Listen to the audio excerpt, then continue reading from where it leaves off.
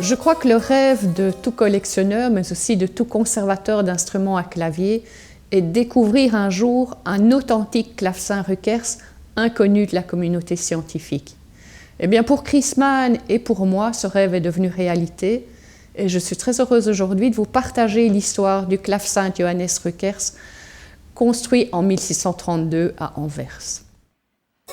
Since the instrument was never included in the reference publication on Ruckers, written by Grant O'Brien in the 90s, as far as we know, we can find the instrument's first mentioning in the Grove's Dictionary of Music and Musicians, first published in 1879. And this harpsichord particularly corresponds to the description given in Volume 3 of its 1981 edition as Johannes Ruckers' 19th built instrument. César Snoek, one of the most important collectors of the time who lived in Ronse, is mentioned as the owner of the instrument, but there is no trace of the instrument in the Snoek collection catalogue, published in 1894, which seems to indicate that between the publication in the Grove's Dictionary and the edition of the Snoek catalogue, the instrument had been sold.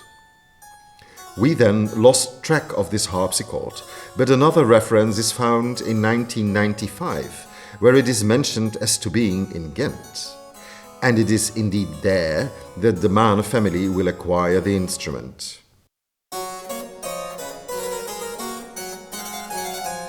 At first sight, the instrument appears as an ordinary double manual harpsichord. It bears a rose with the Johannes Ruckers initials, corresponding to the model used by Johannes Ruckers after 1615 and placed in a 88 mm diameter hole, and the date 1632 written in red at the left of the 4-feet bridge. The soundboard is particularly beautiful. It's adorned with delicate floral motifs mingled with fruits and insects, the case sides and bridges being outlined with a scalloped blue border.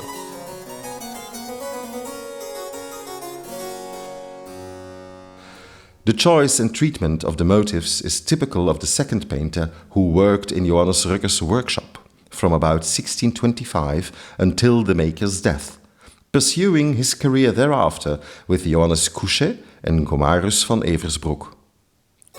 Like most 17th century precious harpsichords, the instrument underwent a grand ravalement in the 18th century, during which its keyboards, which were originally transposing, were replaced by new ones with a larger compass. During this operation, a rank of 8-feet strings has also been added. One of the 4 original registers removed, 3 stop levers and 2 knee levers, or genouillères, added. This transformation required the enlargement of the instrument's case. But what is extraordinary and quite exceptional, however, is that the maker who carried out this alteration out of respect for the work of the Ruckers or out of concern for some economy of means, decided to keep the original case built by Johannes Ruckers in 1632 inside the new case. The present case therefore doubles the case of the original 1632 harpsichord, whose many elements have been preserved, amongst others, the bend side, with clearly visible burn marks from the original bending.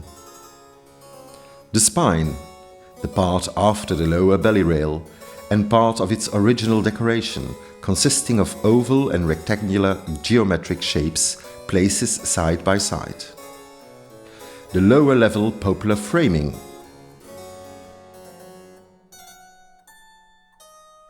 the spine and cheek liners,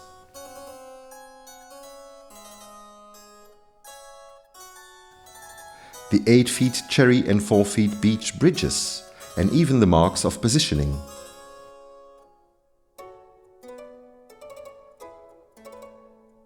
The soundboard bearing,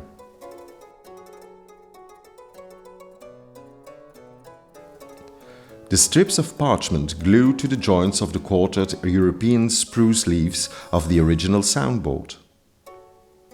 The poplar original baseboard, the back part, with scribed lines indicating the positions of the case sides and other structural elements.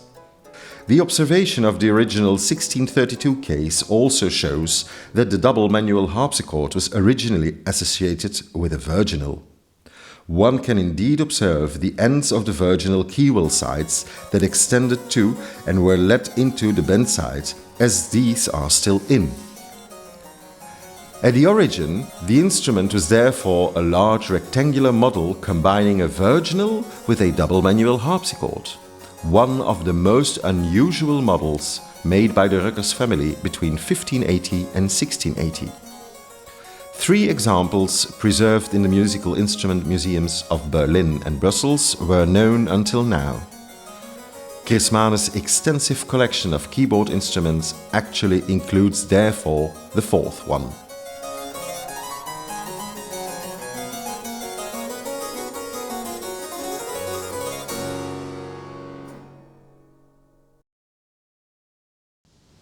Op het Koninklijk Instituut voor het Kunstpatrimonium hebben we onderzoek gedaan naar de decoratie van de klankkast van de klavecimbal. Met dus de vraag of we dus in de pigmenten die gebruikt zijn in de decoratie een verschil zien tussen de meer centrale decoratie en het toegevoegde deel. Om die pigmenten in kaart te brengen hebben we 2 analytische technieken gebruikt, 2 niet-invasieve analytische technieken. Enerzijds macro-extrafluorescentie en anderzijds micro-Raman-spectroscopie. Het voordeel van het gebruik van niet-invasieve techniek is dat we dus ook geen staaltjes moeten nemen. Bij macro-extrafluorescentie wordt er eigenlijk een heel fijne X-straalbundel gebruikt die op uw pigmenten gefocust wordt. Uw chemische elementen waaruit uw pigmenten bestaan, zoals bijvoorbeeld koper of kwik of lood, die zullen op een beurt X-stralen terugsturen die kenmerkend zijn voor die chemische elementen. Op basis daarvan kunnen we afleiden welke pigmenten er gebruikt zijn. Bij macro-extrafluorescentie ga je geen puntanalyses doen, zoals dat vroeger vaak het geval was, maar ga je bepaalde zones afscannen. Dus in plaats van een 10-tal punten meet je nu honderdduizenden of miljoenen punten en krijg je dus heel veel meer gedetailleerde informatie. En we kunnen dus ook, omdat we zoveel datapunten hebben, eigenlijk beelden creëren op basis van de meetresultaten. Dus we doen eigenlijk aan chemische beeldvorming. Op die manier kunnen we dus van elk element dat we detecteren in beeld brengen waar het zich bevindt in de decoratie en welk pigment er ook aanwezig is. As well in the lower half of the scanned area as in the upper half, we find the presence of lead white as main element in the painting. This gives us a first dating clue. The ravalement took place at a time when lead white was still and not yet replaced by zinc white, which is introduced in the 19th century. Lead tin yellow can be visualized in the green parts and in the yellow shades, but only in the area corresponding to the original part of the instrument, the lower part. It is not found in the part of the soundboard added during the ravalement. In this part we did not find lead tin yellow, which is used for the yellow shades, but Naples yellow, a pigment which gradually replaced lead tin yellow onwards. Based on these dates, it seems plausible that the ravalement was carried out after 1730. The difference between original decoration and decoration applied during the ravalement is best seen in this calcium chart. The source of the calcium was not ascertained, but there is a real possibility that it is chalk, often added as a filler. In the part added at the ravalement time, calcium is abundant, whereas we find hardly any calcium in the original paint. Later pigments, like Naples yellow and Prussian blue, were only found in the parts that were added during the ravalement and not on the original part of the soundboard.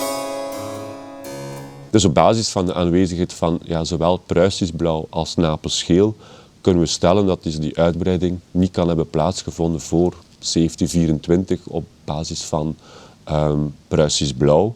En dat sluit ook mooi aan bij het gebruik van Napels geel, dat dus in onze streken vooral vanaf 1730 aan belang wint. Dus we kunnen ergens stellen dat de uitbreiding waarschijnlijk voor de eerste helft van de 19e eeuw moet hebben plaatsgevonden. En dat komt dus eigenlijk mooi overeen ook met het andere onderzoek dat dat uitgevoerd is. En bevestigt wel degelijk dat het klavecimbal, het centrale deel, authentiek is en er een vergroting heeft plaatsgevonden. Regarding the restoration, various elements lead us to believe that the work was carried out by Johannes Petrus Bull. He was a German piano builder working in Antwerp in 1745. He probably was as well an apprentice to Johannes Daniel Dulken, another well-known Flemish keyboard instrument manufacturer, and was very productive until the beginning of the 19th century. Various traces of his piano manufacturing activities, including sales of musical instruments, are to be found in the Gazette van Antwerpen, the local newspaper of that time. 4 of Bull's instruments are still well preserved worldwide. There are 2 single manual harpsichords and 2 double manual harpsichords in the MIM museums in Brussels, in the Vleeshuis Museum in Antwerp, and in the Seagull Music Museum in Greenville, South Carolina, USA. Comparé aux instruments de Bull, ce clavecin de Johannes Ruckers a des claviers très semblables à ceux conservés dans les instruments de Bull. Les sauteraux sont tout à fait de la même facture, donc ce sont des sauteraux en hêtre très finement découpés, avec une inscription à l'encre, une numérotation à l'encre dont la graphie est absolument similaire à celle qu'on trouve sur les instruments de Bull. Il y a des ressorts de part et d'autre des registres qui permettent de conserver les registres en place, ressorts qu'on retrouve aussi dans les instruments de Bull, qui sont vraiment caractéristiques des instruments de Bull. Les tirettes ont la même facture, les genouillères, et pour finir, ce jeu qui, dans les annonces de vente des instruments de Bull, est décrit comme étant un jeu pianoforte et qui est constitué d'une baguette de bois qui est coiffée de crins et de tissu, baguette qu'on pouvait abaisser sur les cordes ou relever de façon à augmenter ou diminuer la sonorité produite. En conclusion, je dirais que ce clavecin, construit à l'origine par Johannes Ruckers en 1632, et très vraisemblablement ravalé par Bull dans les années 1780, constitue un double témoignage extrêmement précieux de la facture flamande du clavecin.